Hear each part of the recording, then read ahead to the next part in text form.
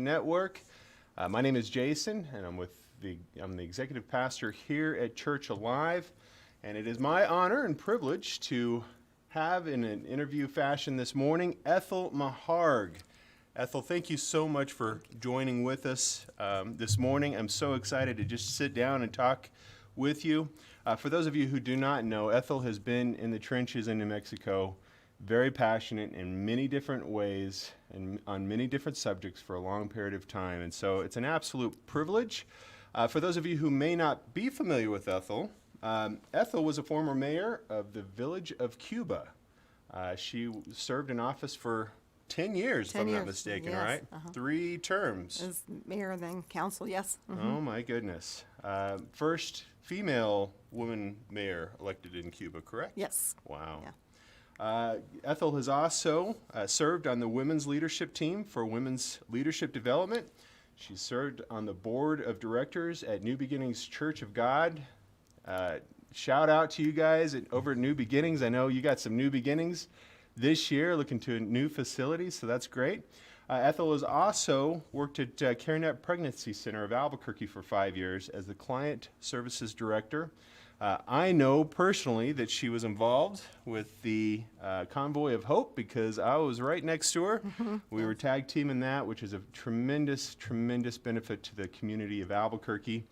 We tag team on that as well. And as of January 1, Ethel, you became the executive director of Right for Life Committee here in New Mexico.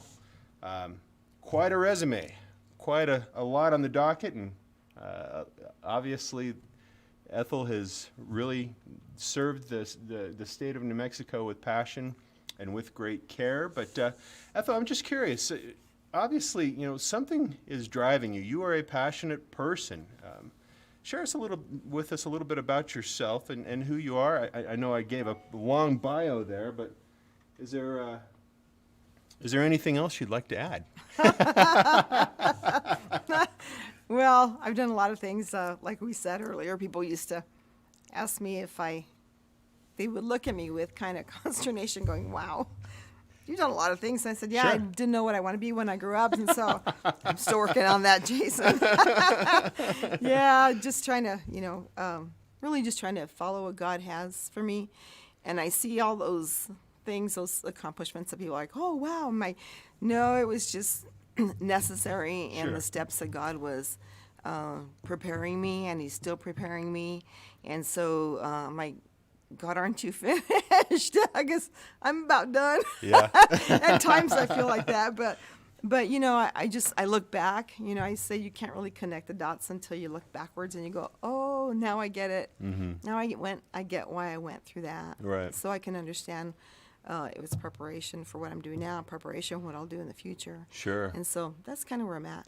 It's almost like, life is kind of like a big, giant puzzle piece. You get one piece, and you find its place, and then that connects to that next puzzle piece. And Right. somewhere along the lines, you look back on the course of your life and start seeing that fuller picture. So Yeah, I get that. absolutely. I get that.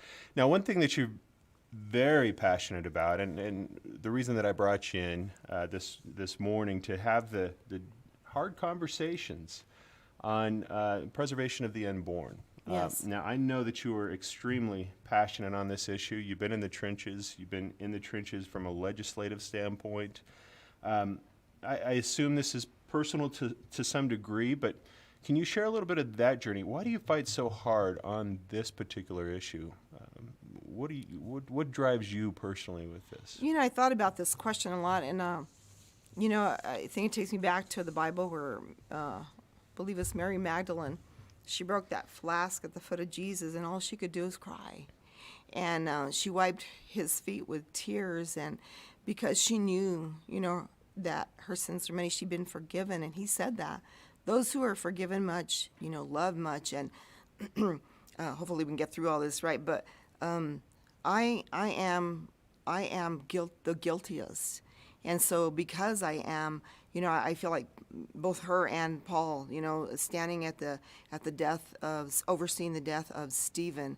Well, I am guilty of murder, and that is that of my own child. I participated in the death of my own child, to my shame, biggest regret of my life ever, bar none. I don't know if there's anything else I've done. I've done a lot of really stupid things, but that was like the worst in my life. And when I found that God loved me, He forgave me, and He restored me, I thought I will go to my grave fighting for the next child. If I can save one more child, one more woman from going through the pain that I endured through all the times that I did, I'll fight.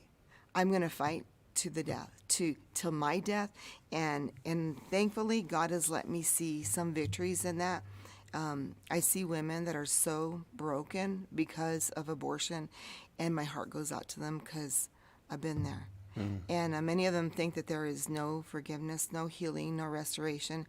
You know, I just say, look, if they say, you know, you can't make what is that, something out of a sow's ear, you know, silk purse out of a sow's ear, and I go, well, take a look. I said, God, this is what happens when God redeems you. I have no right to even be here. Frankly, everything that I do, I look and I think, God, I don't deserve to be where I'm at, but and frankly, not worthy of it. But it's not about that good.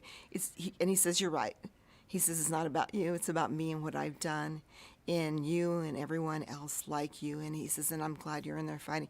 So, you know, I've just committed my life to save the unborn, to save women and men, because it does affect men just as well. And I thought, if we can just save that, set people free.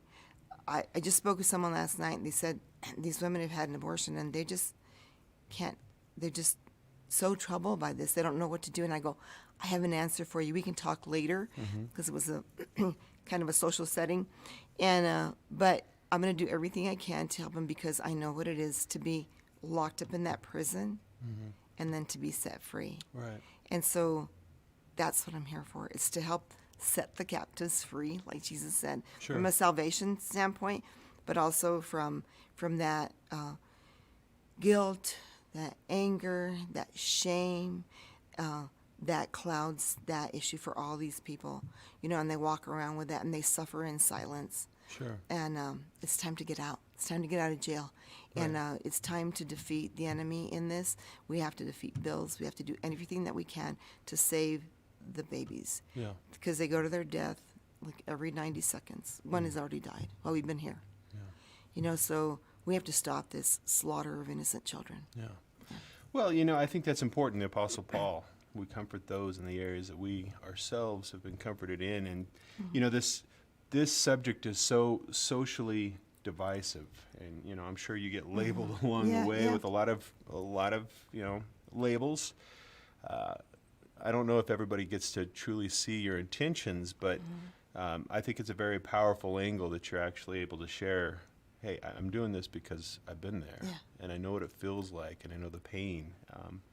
I can not only empathize, but I can relate because I've been down this road, and it's just so much more powerful than anyone else can be in some of these angles. So I truly appreciate you being candid, and I think it's also important because it lets others know you fight because you truly care. Right. That it's not just about a politicizing an issue. Yeah, I often say it's not political, it's personal. Yeah, it really is for me. And I think because it's personal, I fight in the political arena to bring justice, you know, and make that a reality. Yeah. So, could you go with us? Could you just take us down that journey a little bit? Because I know so many women and so many couples. You know, there is great pain in you know, just the moment. You know, there's always these questions: what are people going to say? You know, what do I tell my parents? You know, the fears of, is my life over? You know, all these scenarios, they're racing through the head of these young adults' minds or this young lady. You know, guide us through. What are they dealing with? What are they feeling? And what would you say to help ease their pain? Well, you know, I say, having been in the pregnancy center movement or just involved with them, I saw many times where I think across the board, and I counseled with this one young man, and I said, pregnancy, there's something about babies that just makes people a little crazy. Sure. And so whether you're excited about that pregnancy or whether you're not excited about it, this just brings a fear of its own part. Sometimes you feel like, wow, I don't know if I'll be a good parent. I don't know. Oftentimes, one of the biggest factors is I don't know if I can afford this child. Well, I used to say I'm one of 7 kids. Who could afford 7 kids, right? But the thing is that there's all these tornadoes. You know, we used to call it the pregnancy tornado, because they go in there and they are just freaked out about what's going on, especially if, you know, if it's unplanned and the circumstances aren't what they had expected. And I think that that's the biggest key. It's not necessarily the pregnancy, but the circumstances that they find themselves in. Maybe she's, you know, she was intending to go to college. She was going to be a medical student, all these other things, or whatever she was going to be, or cosmetologist, or whatever. It doesn't really matter the degree where you're going to be. Sure. But all of a sudden, you think, oh my goodness, I don't know if I can do that anymore. And Planned Parenthood, they do a really good job of telling you, Jason, you cannot. Your life is over if you have this. And they really do tell them, you know, you cannot go on. You know, your life ends here with this child. And that's such a lie, because what we do is we would share there and say, you know what? It's a child. It's not a disease. It's pregnancy. And how many people do you know that were pregnant and went on to be what they wanted to be? Mm-hmm. And so we just let them know that pregnancy is normal. It's your circumstances that are not normal or may not be normal. And so that's where the fear comes in. And so we address that fear and we say, it's okay to be afraid. It's Sure. okay. It's okay to think, I don't have enough money, or I don't have enough, you know, whatever that you might think. Many people think, well, you know, I can't get my education. It doesn't end there. It really doesn't.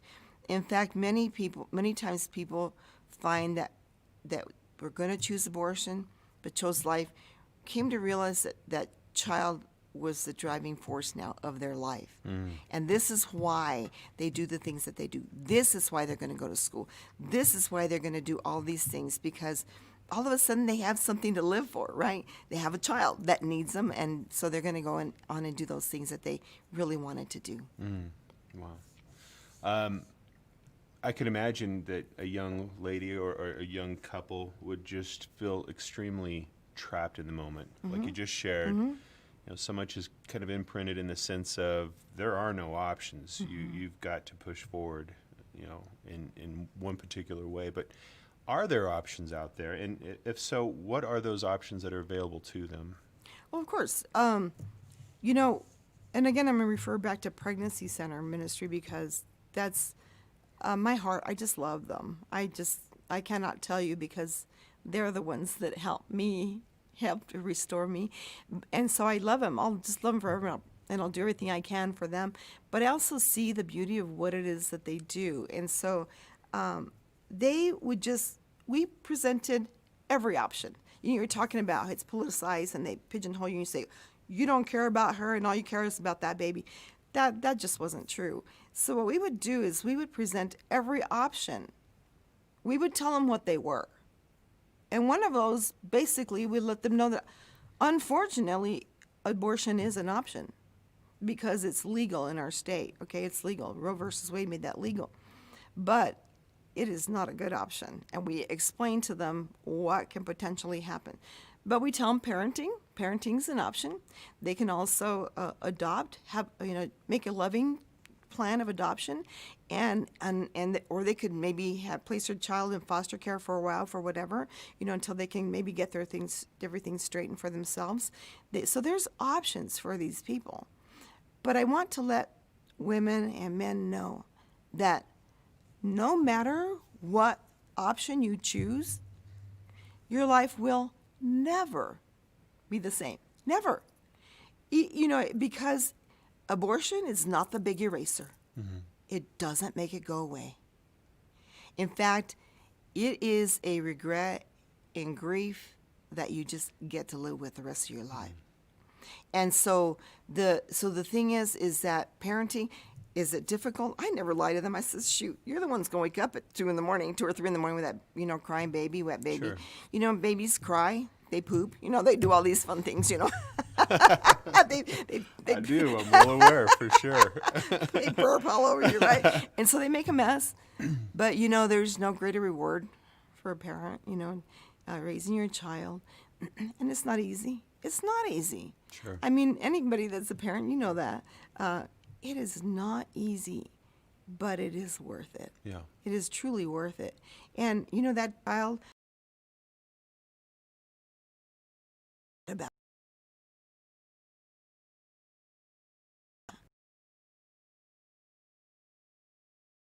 when it comes to that subject, because those are the two things, the life of the mother and rape. And those are like less than 1% on each. And I always ask the question, do you know what happens to a woman when she is raped?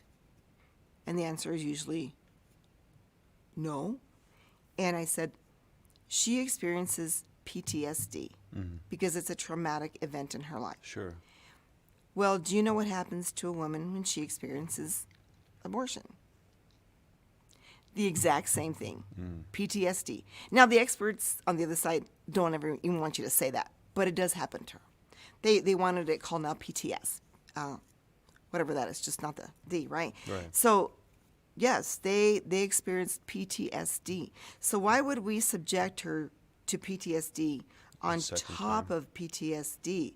That's just not right. You just don't do that to people. She's already gone through trauma. So we help them calm even that storm, and we help them get whatever counseling that it is that they need. Sure. And so, but in that event where she maybe that is too painful for her, when she about the child, she can make what we call a loving plan of adoption, because it is a loving plan.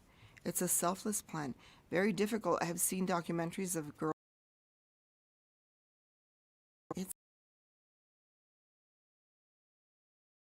They walk away from their child, but they know.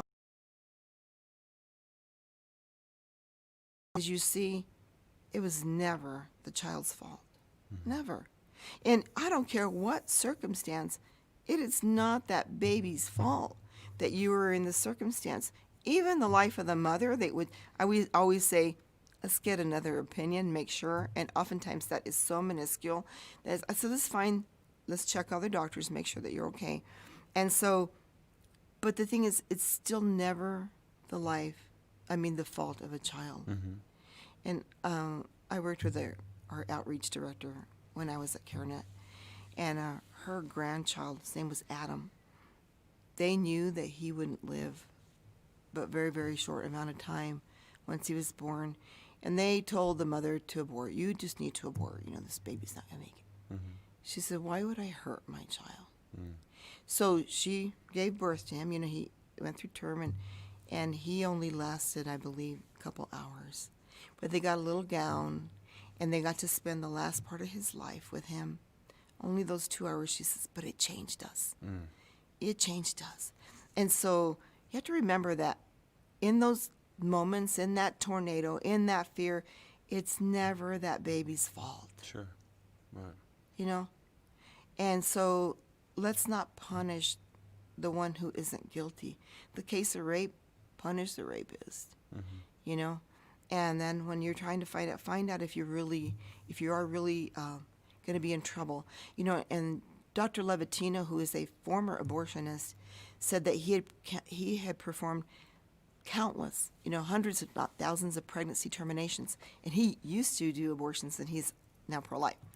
And he said, but what you do is when a woman is in trouble, he says, you terminate the pregnancy. He goes, it's called a cesarean. He says, when you do that, he says, you terminate the pregnancy. It's not an abortion. He goes, but in that instance, nobody dies. And nobody dies. Unfortunately, sometimes one or the other or both may still die. I have a daughter who ended up with toxemia. My grandson was born at 32 weeks. Could have lost both of them. They had to go in there immediately, do emergency surgery to save them both. Okay, is there a possibility that she could have died, and the baby could have died too? In fact, he did code a couple months afterwards.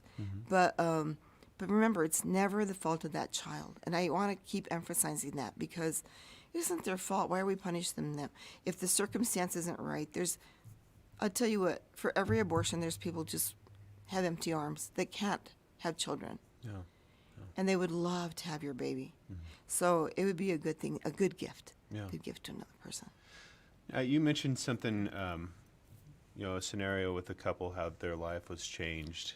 I know, being in ministry myself, I can attest to the struggles and the blood and the sweat and the tears and the pain. But, occasionally a story unfolds, which, causes you to take that step back and say, you know what, all that toil, all that pain, it was just so worth it just to be able to experience this moment. Is there a story, as you've interacted with these young ladies and these young couples, is there a story along your way in your journey that, obviously without using names, but that's impacted you in such a way?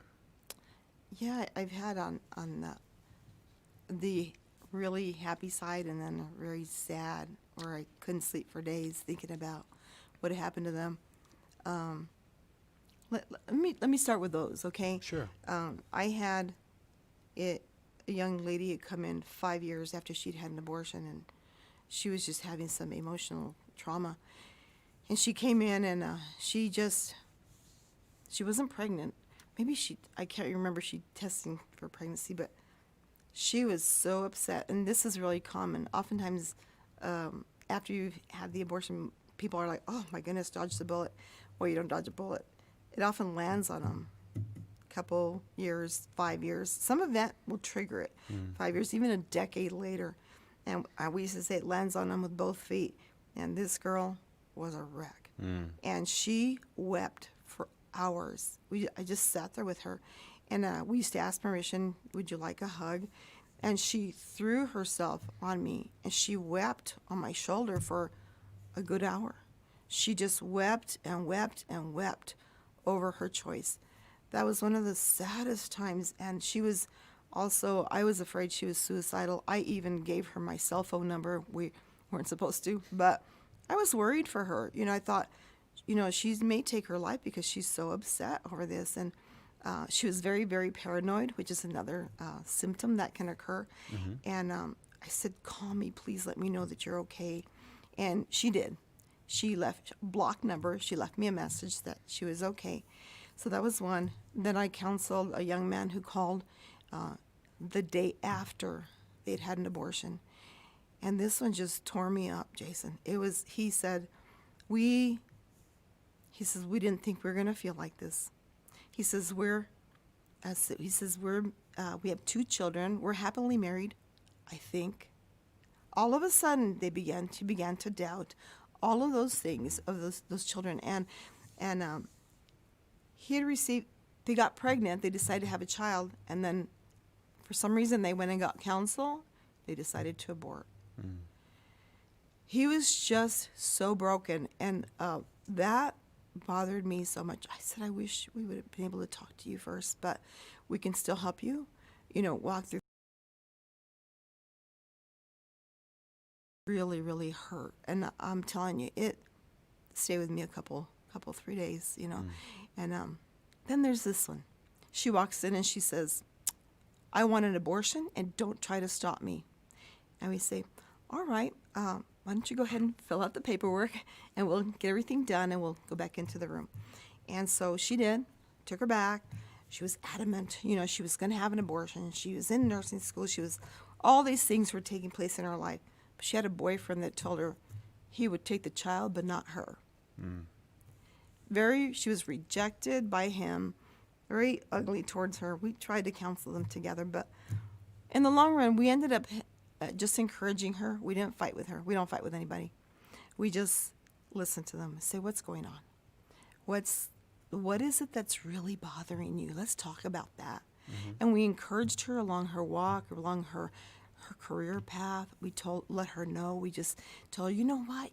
You can do this, and we're here for you. Sure. And we can help you with food, with clothing, baby things, because the pregnancy centers walk with a family for 3 years, with formula and diapers and things like that. So She walked away, and we prayed and prayed and prayed, and we didn't know. We thought, oh my goodness, she's had the abortion.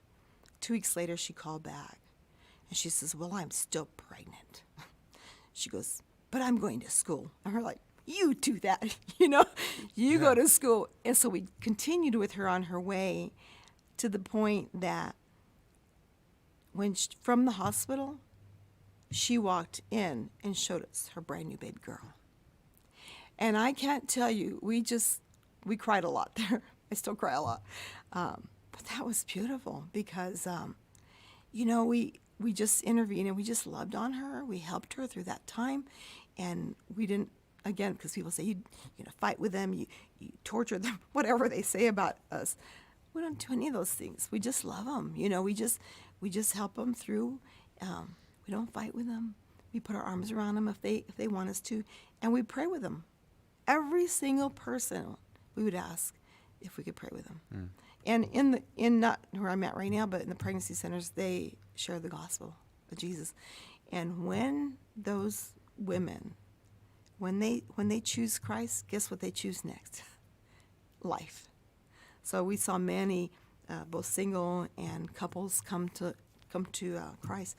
I said, this pregnancy centers are churches disguised as pregnancy centers, because many were saved through them. So anyway, so that was one of my. Yeah. Well, I should have brought some tissue. I should have been prepared to actually hear the stories and expected to shed a little bit of a tear. But you brought something up, and I think it's something we don't pay much attention to. A lot of couples will end up, getting an abortion in the effort to save their relationship. How have you seen that play out? That a couple gets an abortion to save a relationship, but what do you see in the long run? How does that play out?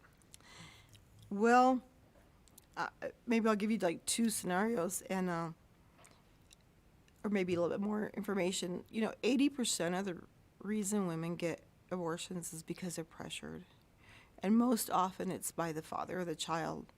And so in some instances, parents will say, you can't have that. Look, your life is ruined. They have bought into the whole philosophy of that your life is over and we want better for you. And so they pressure these women to have abortions. And so oftentimes she chooses him, thinking that it will be that you'll save that relationship if you just don't have this child. And it often ends up 9 times out of 10, it's like 75% of them just don't make it. And then I was doing, I think we talked about this, some research on couples that lose a child, not through abortion necessarily, that 80% of those that lose a child, for whatever reason, don't make it. So what makes us think that if you abort the child to save your relationship with this man who's pushing you to do that, it's just not going to happen. Mm-hmm. All right? Mine was classic example. I mean, we even married. I was never able to come to terms with that, so we divorced. We divorced. 2.5 years later, all I did was cry. Mm. And so it's typical. That oftentimes the relationship just falls apart. Yeah. So. Abortions, and have you seen that consistent in your experience along the way? How big of an issue is this really in New Mexico? Well, we have approximately, last numbers I've known of is like 5,000 abortions a year here. But we are known as the late-term abortion capital of the world. We actually are this is sickening, but it's a tourist thing.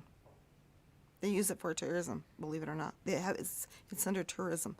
And you can come, they promote it as tourism, to come here to New Mexico to have your abortion. So in New Mexico, many of those abortions that take place are from out of state. If you go down to Southwest Women's Options, every plate almost is from out of state.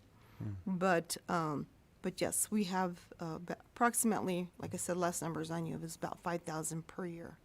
So, but on the other side, I don't know if you want this at this point, but statistically, 1 in 4 women has had an abortion in her lifetime. And I say to people, they are sitting next to you in your office. They're sitting next to you. They're standing next to you in the grocery store, and they're sitting next to you in your pews at church. And a lot of pastors think. One pastor said, "Not in my church." I said, I beg to differ.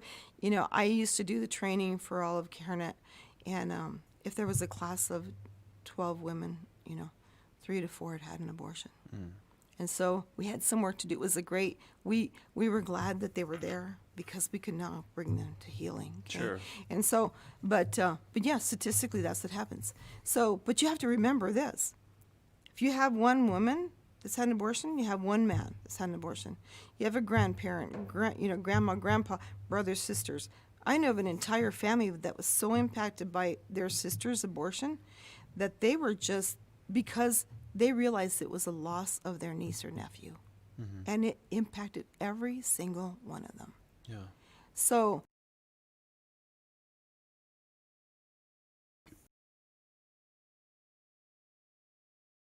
A deep wound. It's so painful. And Yes. in many cases, it's so embarrassing that yes, you end up having young ladies, young couples walking around with deep, deep wounds without having any ability to express that to get a healing in the process. And so when we talk about issues with just humanity in general, I mean, you're talking about very, very painful experiences that 1 in 4 ladies. That's just mind-boggling to me. Let's talk about the process as a whole. And I know I'm going to give you, those watching right now, a little bit of a heads up. We're going to be talking about from a scientific process. It is not painful to hear, so if you got younger children in the area, you exercise a little bit of discretion, but it is important that we talk about this. But I know that the process of abortion changes from trimester to trimester. yes. Guide us through these different processes. What does it look like first semester, second semester, and then third semester? How does this play out? Okay. And before we go on, Sure. you said it's not painful, and I think you meant it is painful. Forgive and me if no, no. I just think Yeah, no, catch me. Yeah, they Yep, need yep. to make sure that. Yep. Nope, that was a slip. And Yeah, no, I it's apologize. it's Thank you for okay. catching me. No, because I need for you to understand Sure. that it is.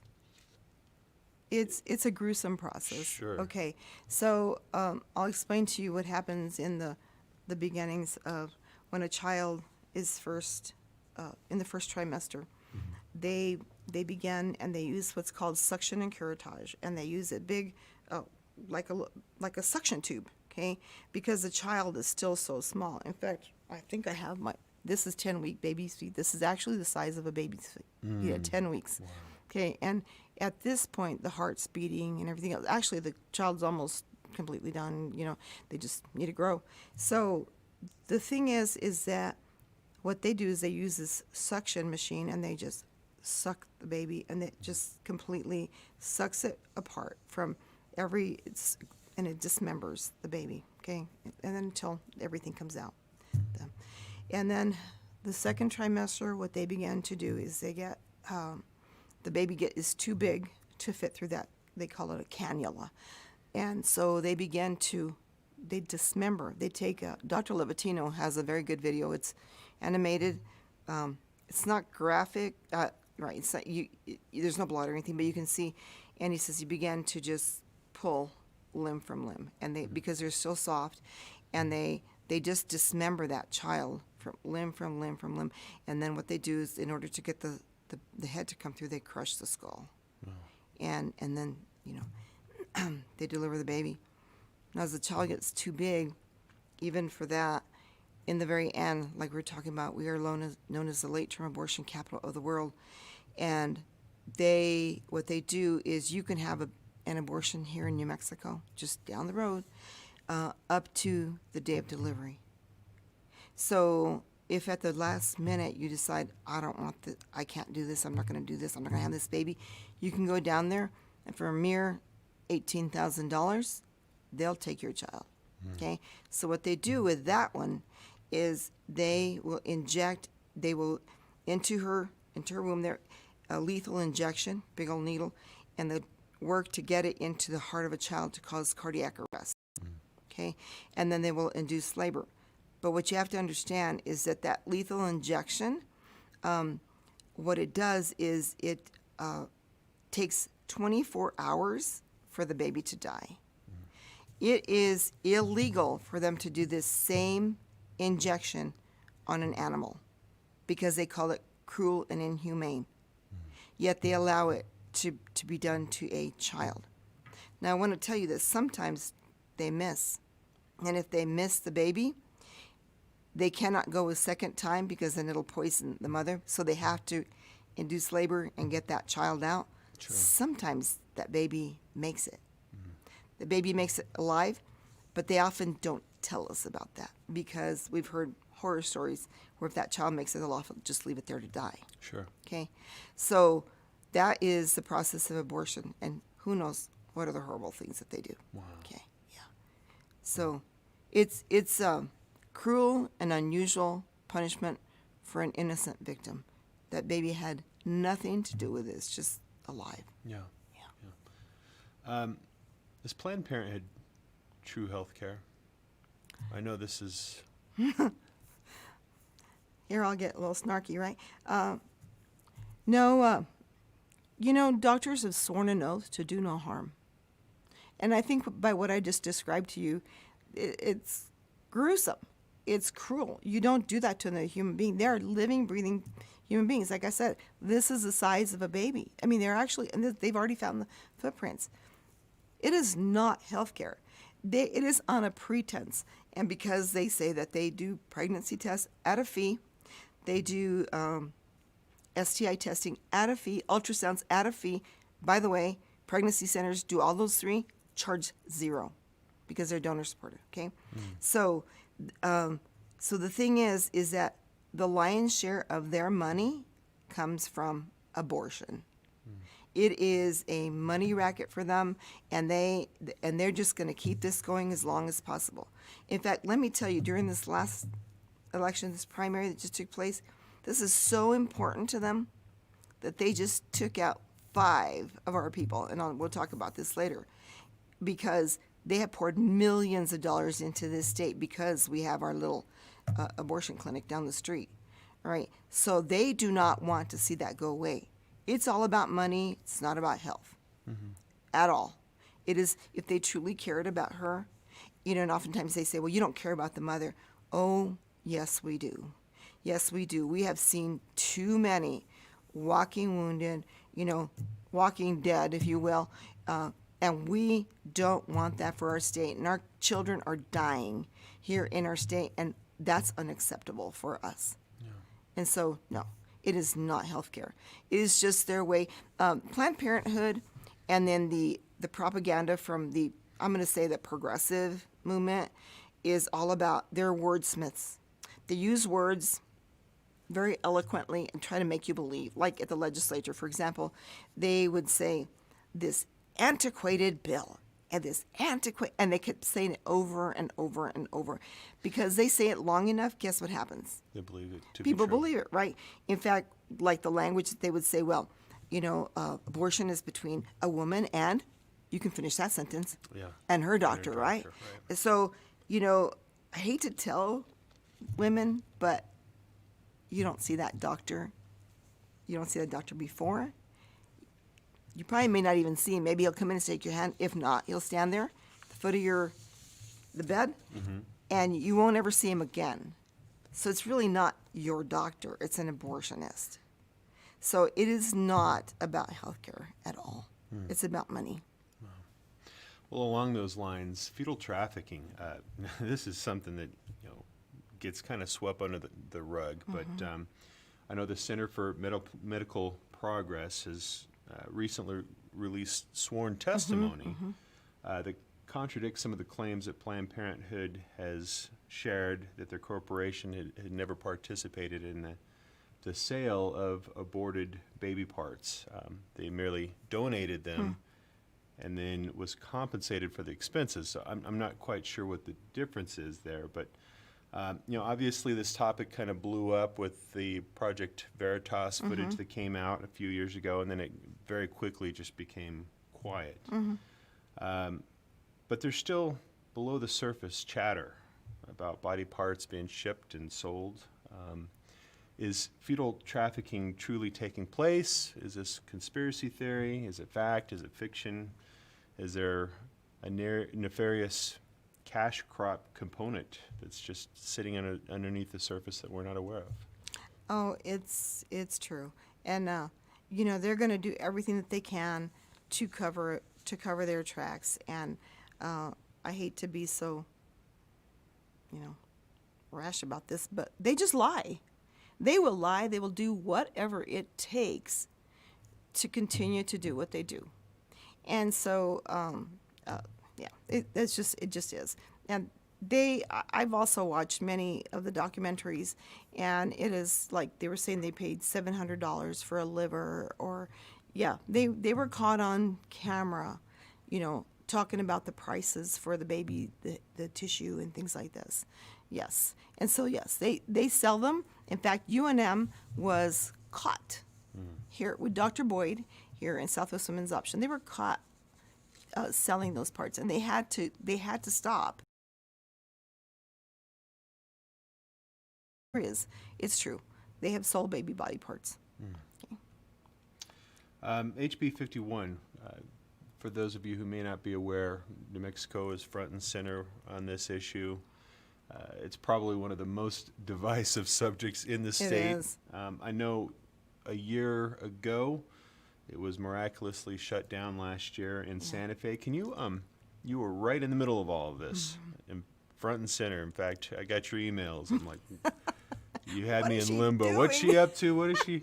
All of that. But can you just guide us through a little bit of that journey back a couple years ago, just from a legislative standpoint, being there in that moment? Oh, it was probably one of the biggest highlights of my entire life. And, we're going to continue to fight this, because once Governor Grisham was elected, one of the first things she said is, bring me that bill and I'm going to sign it. That meant the abortion bill. And she is bound and determined to have an abortion bill here that's going to eradicate the 69 law that we have on the books that states that if an abortion is to take place, it would be in a hospital with doctors, okay, for the life of the mother, and rape and incest. That's it. It's supposed to be very, very small, right? Of course, you know what happens when you kick a door open. Everything, the floodgates. And so, but the thing is, they want, because Roe versus Wade is in place right now, what's happening is allowed because of that law, all right? Well, they wanted to get rid of the old statute, all right, so that Roe versus Wade would be the law of the land, and then abortion could be perpetrated on every corner. In fact, they wanted to push it out to all the little small communities. So, so what we did was we went up there against Goliath, frankly, because we had and I'm going to say this right away, is that this is not a Democrat or Republican issue. It's a life issue, and what it is we had people in the House, and it went to the House first, and it passed, and we're thinking, oh my goodness, and I was in a coalition with Vince Torres from New Mexico Family Policy Alliance, and Elisa Martinez from New Mexico Alliance for Life, and then of course Right to Life. And he was like, wow, he says, this is pretty doubtful, because we have a Democratic House, Democratic Senate, that majority on all those, and then a Democrat governor that's bound and determined to have this bill. So the writing was on the wall. We were like, we had a snowball's chance, as they say, to get this through. And I was just praying the whole time. But what happened was we got a gift. It was a miracle. It's called New York and Virginia. And they're the ones that lit up the sky saying, we now want to be the capital, right? So they passed abortion to birth in New York. And then Virginia was wanting to go further and have infanticide. It's like, if you you don't want this baby's born, you can go ahead and choose to do away with that child then. Sure. So people here were outraged over what had happened then. Well, I've been fighting this fight for a really long time, and I said, hello, this has been happening for a decade. And we're like, you guys have been asleep, but we're so glad you're awake. Now it's time to get up and move. Sure. So what we did is we organized pretty much the entire state, and we began just beating that drum. And we had people calling Santa Fe on a daily basis. While I was there, that phone, all the phones, never stopped. It was kind of comical at some point. You know, you go into the offices and they go, it's your turn to take the abortion bill today. Oh, wow. Because they rang constantly. We're glad. People in New Mexico rose up, okay? So we also had 3 rallies, one of 500 people, another one of 500 people, and another one, the prayer rally at night in the snow. 2 of them in the snow. Over 1,000 people showed up for that rally. And something very telling that Representative Rod Montoya, Minority House Speaker, says, they've never been afraid of you before. He says, I'll tell you what, he goes, they're afraid of you now. So what happened is we lobbied and called and got everybody. We went to all the representative senators that we could talk to see if they couldn't change, we couldn't swing a few votes. But on the night that HB 51 went down, we thought we need 6 senators that will come across the aisle and will vote with us. And I have to say, and see if I can even, I cry almost every time I repeat this, but I was sitting in the gallery, and you have to be really quiet there. And Vince and I were there, or Lisa had gotten sick, so we were taking a tally. But Senator Ivy Soto began to rant about how it was his Catholic faith that prompted him to vote for this bill. And we were like going, please be quiet. Please don't cite your faith, And so right after him, Senator Gabriel Ramos stood up. And he said, well, I'm Catholic too. He says, and I don't know where you go to church. He says, but that's wrong. And he says, and frankly, he says, I'm tired of protecting the lives of cats, dogs, frogs. He goes, coyotes. He says, and we can't protect the life of the child whose heart is beating within its mother's womb. He said, that is wrong, and I vote no. And it was like thunder hit. And it was silent right after that. And then the speaker said, any more debate? And that would have been the Republicans to debate. And they decided they were going to say nothing. So after that, they began a roll call vote. And I believe they began most of the Republicans. And they asked, call their names, and they all vote no, no, no, no, a yes here and there, no. And all of a sudden, we were counting all the Democrats that were coming across, and Vince and I just look at each other, and we're going, 6, we think we might have it. When it all came down, the speaker, the gavel came down, and he said, HB 51 defeated 24-18. It was beautiful. Our hearts just go, oh my God. Vince and I were looking at each other. We did a fist bump because he had to be quiet. I wanted to scream at the top of my lungs. But it was such a solemn occurrence that they all walked out of there in silence. He said, in fact, they called a 2-hour recess. They had never done that. And everybody walked out of that chamber just in silence. And we began texting the whole world and letting them know. Karen, in fact, was having their prayer reception for their banquet, and they erupted in cheers. People were just everywhere. We were sending out messages everywhere. People were crying, cheering. We were doing the same. We were just, after we got out. Mm-hmm. It was so exciting to see that, and we just really give glory to God because we really couldn't have done it, Jason, without him. The rallies were about God, and I say the reason that we defeated was because we began to bring and invite God into the Capitol. We would sing praises to him. We would worship him. We would speak a little, but mostly we brought glory to God and honor, and he said, step aside, and like I said, you heard me speak a few times, and sure. It was I said it reminded me of in 2 Chronicles when Jehoshaphat came. He says, God, we don't know what to do, but our eyes are on you. And I just hung on to that, like, Lord, you do what you have to, and he did. He did. Not only did we win by what we needed, we won by 2 more. And so it was incredible, incredible. We still, that's still one of the greatest things in my life I've ever been part of. So, yeah. Now moving forward, HB 51, obviously we're in the middle of an election year, Right. so issues like this that are so divisive, they tend to kind of go right underneath the rug and they stay quiet for that year. Yeah, But then we have the election in November, right. and I think most on all sides of the debate are anticipating this issue coming right back full circle, moving forward. Is that something that you're anticipating? Oh, absolutely, absolutely.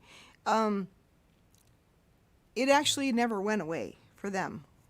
We might have thought that it did, but the mere fact that Planned Parenthood poured so much money that they unseated 5 of those 8. 5 of them. Gabriel Ramos was top on their, on their list. We lost John Arthur Smith, Gabriel Ramos, Richard Martinez, Mary Kay Papin, and Clementa Sanchez. It's been devastating to see that. We need to regain those seats because we know that the reason that they did it is so that they could have their way in the next election. We know exactly what it is that they're doing, so we can't let them have those seats back. We will. The Democrats, the tickets are, and so we know that the other side that's running is all Planned Parenthood money that's come against. So we have to defeat that. We have to defeat that in the general. They just can't win. They can't have that. Not to mention, I think it's really showing the party what they will do to their own if they do not comply. So I think that sends a big message to them.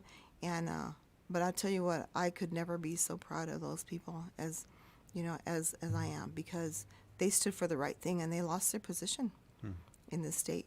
But we'll never forget them, and we're going to make sure that people don't forget what they did. So this election, we need to get out there.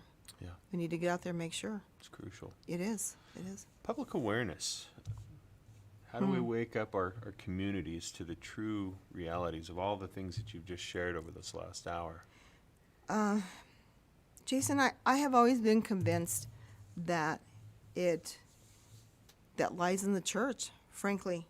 And I'm in the middle of putting together something because I want to be invited by churches all over this state from now till election time. And it's letting them know their role. Pastor Mark Gonzalez from HAN, who I worked with to get those voter guides out, he stated that the church is responsible, that if the people will vote, they'll do vote. But if the pastor promotes that, they will vote about 98%. It increases it by that much because we have such a low level of participation. In 2013, we tried to pass an abortion ban on a 20-week ban on abortion, and 65% of the church did not vote. To me, that's disgraceful.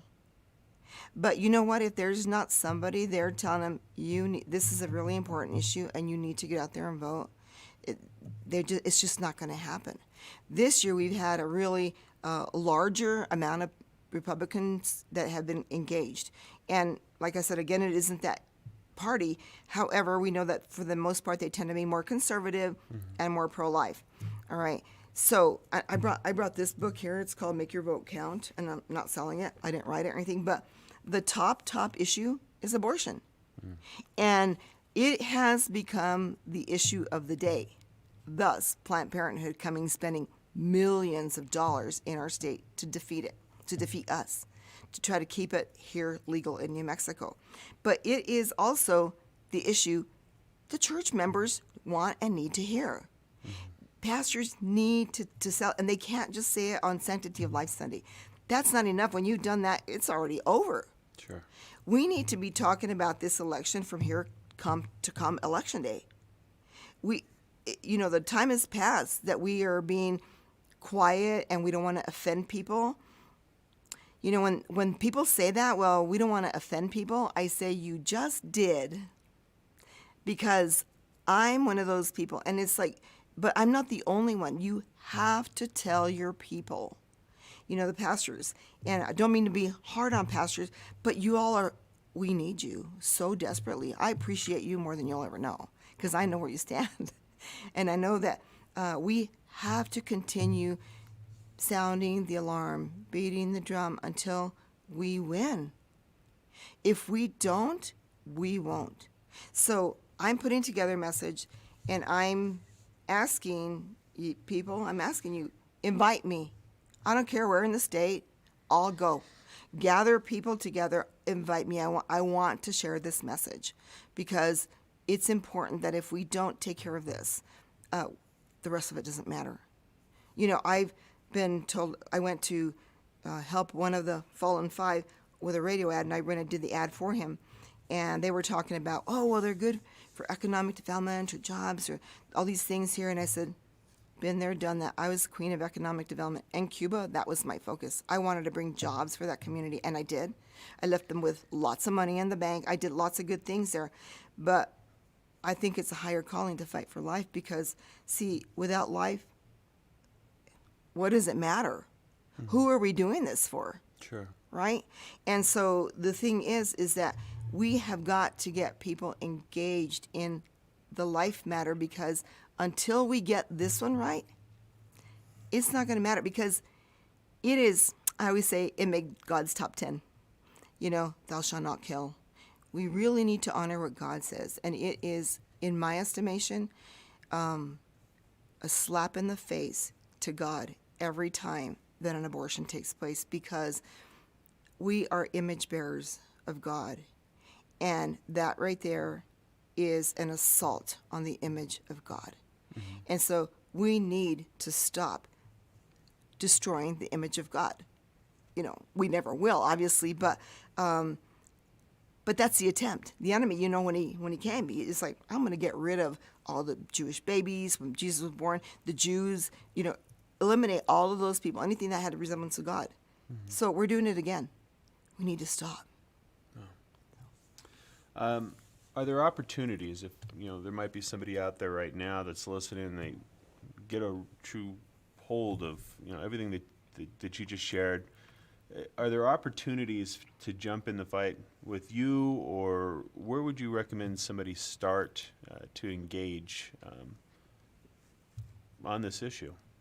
Well, they could call us. I mean, we're going to be putting out, you know, we're a very small office, believe it or not.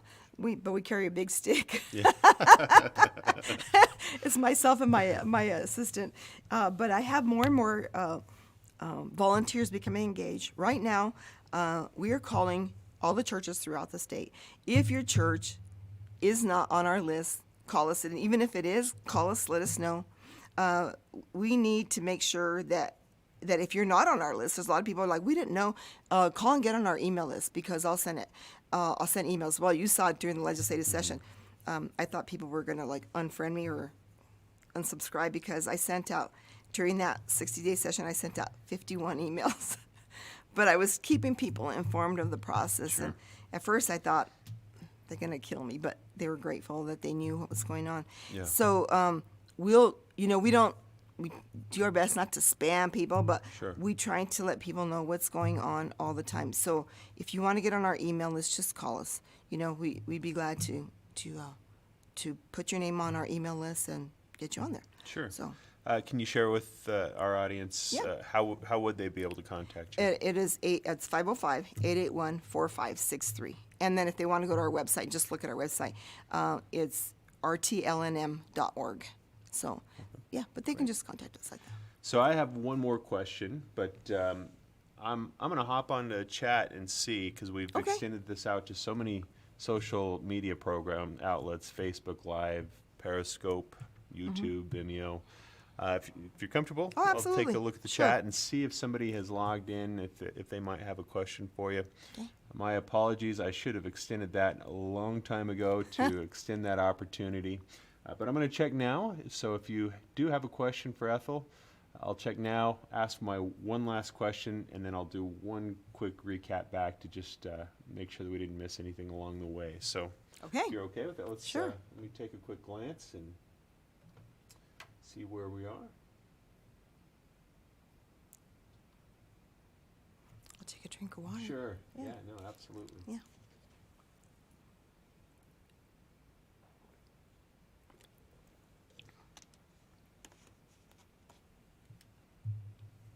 Yeah, I think we are in pretty good shape. I'm going to give out the information one last time. And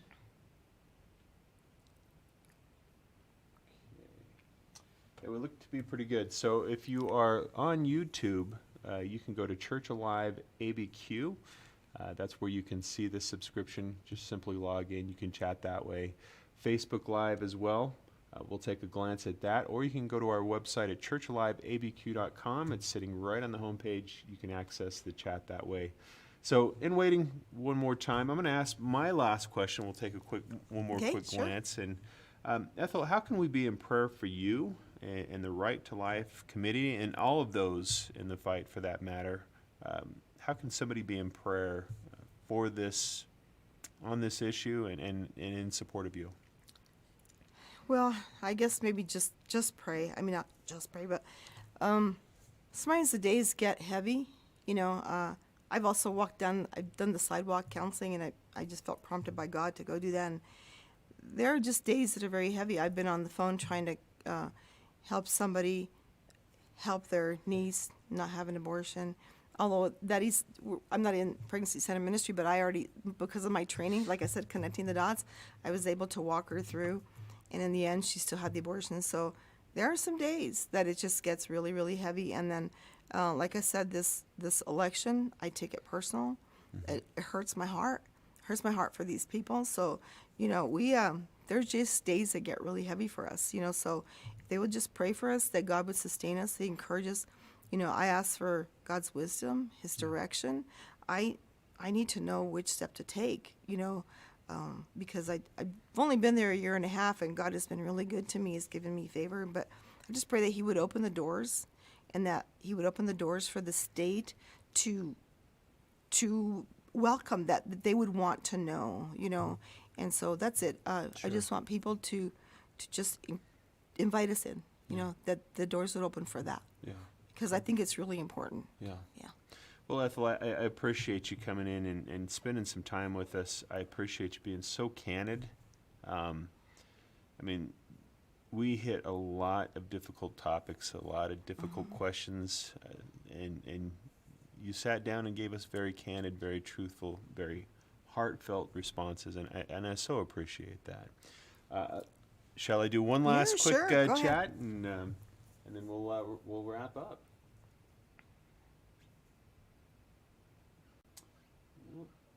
I think.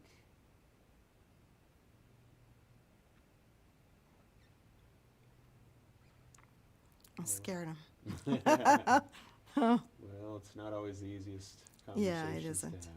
Yeah. I think we're good. So, I do want to encourage them, though. You know what? If they've been at that place, you know, reach out. sure. It's the best thing you could do. Really, I'm telling you, there's freedom. I mean, Jesus, you know. So I always like to leave with that, is that abortion is not the unpardonable sin. There is reconciliation, and God loves you so much, and He wants to lift that burden from you and help you be free and help you be able to go on and live a life that is normal. And so I just like to always let people know, you know, God loves you, and He's there for you. You know, that's interesting, the definition of hope, that God will see you through every situation that you face, Right. including this one. And I think Absolutely. that's definitely an important final note and a final thought to leave our audience with. So, everyone, blessings.